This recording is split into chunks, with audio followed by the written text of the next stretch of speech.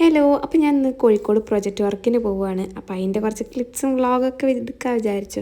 അപ്പോൾ ഫസ്റ്റ് തന്നെ എടപ്പാളിൽ നിന്ന് കയറി. രാവിലെ എടുക്കാനൊന്നും ടൈം കിട്ടിയില്ല. അപ്പോൾ ബസ് കാത്തിരിക്കുന്നു.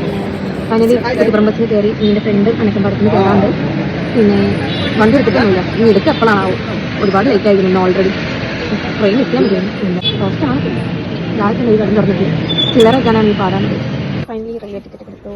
ഞങ്ങൾ പോകാൻ ലോക്കൽ കിട്ടില്ല. ഇൻഡസ്ട്രി ട്രെയിനിൽ കയറിയപ്പോഴാണെങ്കിലോ ഇരിക്കാനും നിൽക്കാനും ഒന്നും നനങ്ങാൻ പോലും ഇല്ലാത്ത സ്ഥലമായിരുന്നു. അങ്ങനെ ഞങ്ങൾ കോഴിക്കോട് എത്തി.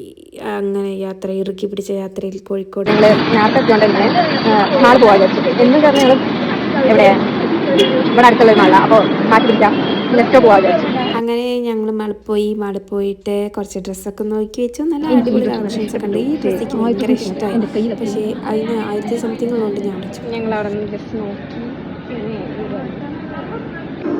പിന്നെ ക്രിസ്മസ് തീം ആയതുകൊണ്ട് തന്നെ ഫുള്ള് അപ്പൂപ്പനും ട്രീ ഒക്കെ ഉണ്ടായിരുന്നു അവിടെ. അപ്പോൾ കുട്ടികൾ ഡാൻസ് കളിക്കാൻ ഞാൻ ജസ്റ്റ് വീഡിയോ എടുത്തതേ ഉള്ളൂ. ഞങ്ങൾ അവിടെ നിന്ന് റിട്ടിറങ്ങിയിട്ട് കുറച്ച് ഫോട്ടോസ് എടുക്കാൻ വിചാരിച്ചു.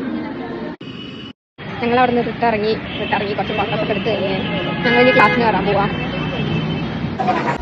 ഞങ്ങൾ ഞാനും ക്ലാസ്സിലോട്ട് അതില്ല സോ ക്ലാസ്സിലോട്ട് പോവാം. ഊട്ടി തീരെ ഇറങ്ങിയിട്ടുണ്ടല്ലോ.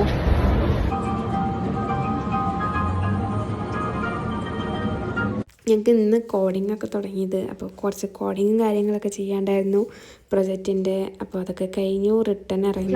ക്ലാസ്സിന് പുറത്തിറങ്ങി ഫുഡ് കഴിക്കുമ്പോൾ 4:49 ഫുഡ് കയറിയിട്ട് കഴിച്ചിട്ടില്ല. ഫുഡ് കഴിക്കണം ഇഷ്ടമുണ്ട്. ഫുഡൊക്കെ കഴിച്ച് ഇറങ്ങിയപ്പോഴേക്കും നല്ല ലേറ്റായി. പിന്നെ ക്രിസ്മസ് ആയതുകൊണ്ട് നല്ല ബ്ലോക്കാണ്.